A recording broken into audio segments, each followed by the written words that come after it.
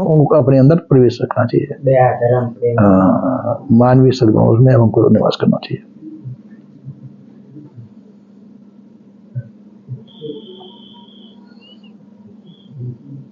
अज्ञानता नहीं है कि कोई ऐसे कर्म नहीं करेगा जिससे कि वो भटक जाए, अन्य खानियों हो जाए, मांसाहारी नहीं बनेगा, हिंसकी नहीं बनेगा, नशा वगन नहीं करेगा, कोई दुर्गुण दुराचार में नहीं जाएगा, कि वो होश की दशा में रहेगा, गैर होश नहीं होगा वो। तो इसी के लिए सत्संग होता है। सत्संग के द्वारा हमको ये बोध होता रहता है कि हम सदाचारी बने रहें, अबोध दशा को न प्राप्त हो, बोध दशा में रहें। तो उनके द्वारा कोई ऐसे कर्म नहीं बनते जिससे कि वो पशु आदि खानी हो जाए। तो मनुष्य से मनुष्य होते रहते हैं, फिर किसी समय पे जाकर के इस अध्यास को मिटा करके पार हो जाते हैं। तो ये भक्ति बीज जो उसको भक्ति बीज पक्का हो गया ऐसा समझ लेना चाहिए। दूसरा मनुष्य मिला, अभी अच्छे संस्कार बना लिए, फिर दूसरी बार जन्म मिला तो ज्यादा ज्ञान उसको मिल जाएगा? नहीं, ऐसा कोई जरूरी नहीं है। अच्छा, आपका अभी भक्ति बीज पड़ा हुआ है, मल पड़ गया माता पिता के संगत से, पहले के संस्कारों से। अब जाकर के मान लो आपको कुसंगत मिल गई, अच्छा, बुरा संग भी मिल गया, शराबियों का, कबाबियों का, आपके यार दोस्त वगैरह कुछ मिल गए। अब माता पिता के दिए हुए संस्कार आपके अंदर हैं, वो वातावरण आया, और इधर कुछ संस्कार यार दोस्तों के मिल गए आपके अंदर, आप शराब पीने लग गए, और जो कुसंगत में फंस गए वो काम करने लगे, तो स्वभाव बदल गया, रास्ता बदल गया उसका। तो फिर मनुष्य पशु आदि खानी हो जाएगा। और यदि वो कुछ संस्कार को न ग्रहण करे, मानवीय सद्गुण सदाचार के अंदर ही रहे, तो वो कुछ संस्कार उसके अंदर नहीं पड़ेंगे। जैसे इस जन्म में वो अज्ञानी है और दूसरा जन्म अगर मनुष्य हो, दूसरा जन्म इसी जन्म में हो जाएगा। अच्छा, इसी जन्म में वो ज्ञानी घर में पैदा हुआ बच्चा, और वहाँ माता पिता के द्वारा सब ज्ञान के संस्कार हैं। फिर कॉलेजों में पढ़ने के लिए गया, बड़ी बड़ी क्लासों में पढ़ने गया, वहाँ पे और कुछ संस्कारी यार दोस्त मिल गए उसके, उनके द्वारा उसको कुछ संस्कार के भाव जग गए। माता पिता तो घर में ही तो रहेंगे, अब वो संस्कार वहाँ उसके पीछे पीछे थोड़ी लगे रहेंगे माता पिता। नहीं वो नहीं कह। तो अब वो तो इसीलिए इसी जन्म में ही वो कुछ संस्कार की बन सकता है सदाचारी व्यक्ति, अगर सावधान नहीं है तो। अगर पूरी जिंदगी अच्छा काम किया तो हाँ, तो नहीं होगा। तो दूसरे जन्म में ज्ञानी बनेगा। नहीं, इसी जन्म में कल्याण कर सकते।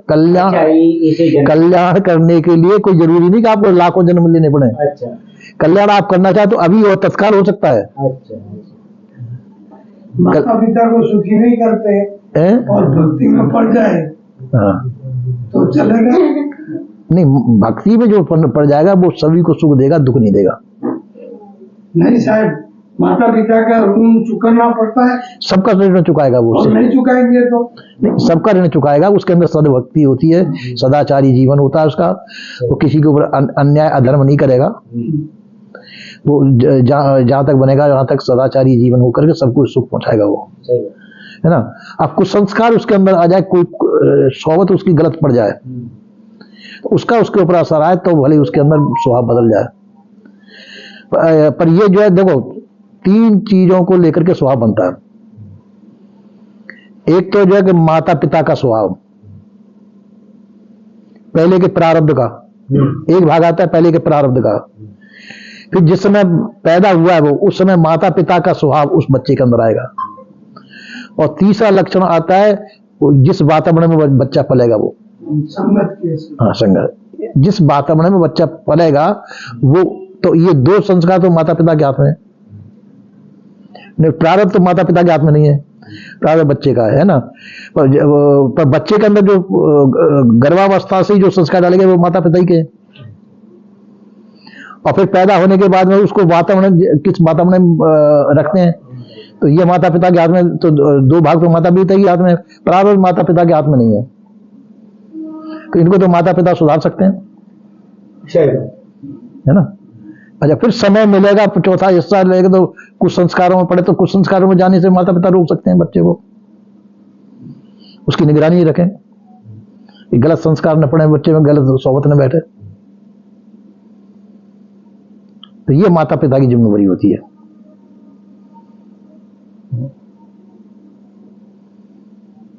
तो हमारा बच्चा कहाँ बैठता है, किसके पास बैठता है, क्या कर रहा है, क्या नहीं कर रहा है।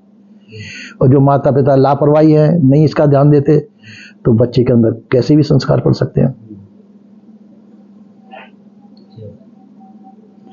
इसलिए सद संस्कार डालने चाहिए, अच्छे संस्कार डालने चाहिए, अच्छी सोहबत बैठनी चाहिए।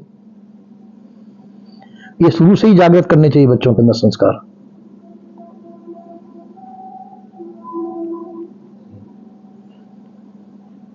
और सत्संग इसमें मुख्य भूमिका निभाता है। सत्संग ये बोध कराता है कि ये मैं गलत कर रहा हूं कि सही। सत्संग से हमको ये बोध हो जाता है कि हम सही चल रहे हैं कि गलत चल रहे हैं, तो वो गलत रास्ते पे नहीं जाएगा।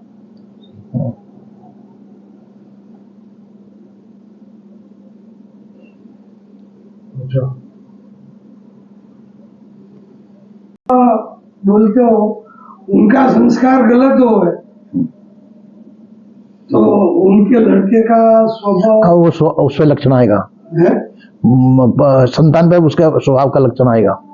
स्वभाव उनका मैंने बताया 3 भाग आते हैं। एक प्रारब्ध का, प्रारब्ध पहले का बना हुआ है, उसमें किसी की नहीं चलेगी, तो प्रारब्ध का स्वभाव आएगा। एक जिस समय बच्चा पैदा होगा उस समय माता पिता का जो स्वभाव होगा वो बच्चे के अंदर आएगा। और तीसरा स्वभाव बच्चा पैदा होने के बाद किस वातावरण में बच्चा पलता है वो स्वभाव आएगा उसके अंदर। ये 3 चीजों को मिलकर के बच्चे का चरित्र बनता है।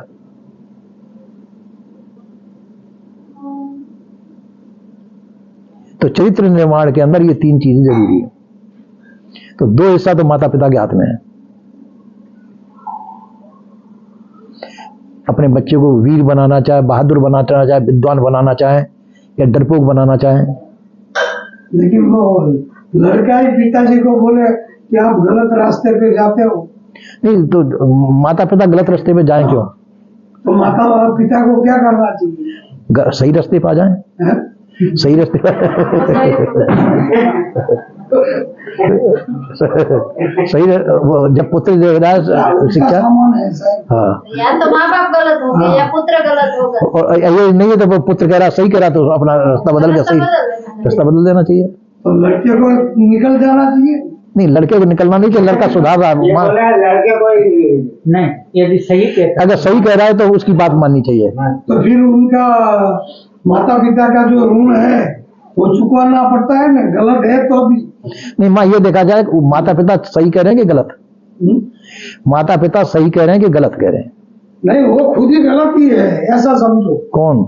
माता पिता गलत है। हाँ, तो माता पिता गलत है तो माता पिता को शिक्षा वो अपनी शिक्षा से दे। माता पिता नहीं सुधरते तो अपने आप को जिस तरह से सुधार सकता है वो सुधारे अपने आप को। उनको सुधारना पड़ता है। अब ये जरूरी नहीं है कि वो सुधार पाएगा माता पिता को। न सुधरे तो वो करेगा क्या? तो क्या करेंगे? अपने आप को सुधार, जिस तरह से सुधार सकता है अपने आप को सुधार, वो जाने वो सुधर हो जाए। पर अपने आप को सुधारना अपने हाथ में है। अपने आप को सही और गलत रखना है अपने हाथ में है।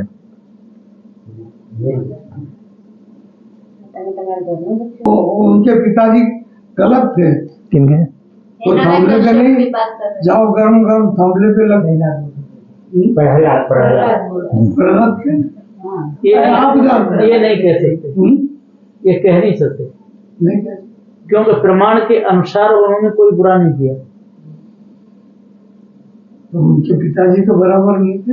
अब जाने विष्णु के कर्म गलत थे कि जाने हिरण्याकश्यप हिरणा उसके थे, जिसने जो कर्म किए होंगे जिसे गलत होंगे उसको फल भोगना पड़ेगा। तो उन्होंने दगा नहीं की, न हिरणाक्ष ने दगा करी न हिरण्याकश्य ने दगा करी। उन्होंने दगा वो आमने सामने रहते थे, और इन्होंने दगा करी, विष्णु ने भी दगा करी। तो अब किनके कर्म गलत हैं? विष्णु के कर्म गलत हैं कि हिरण्याकश्यप के गलत हैं? वो कर्म के अनुसार ऊपर है।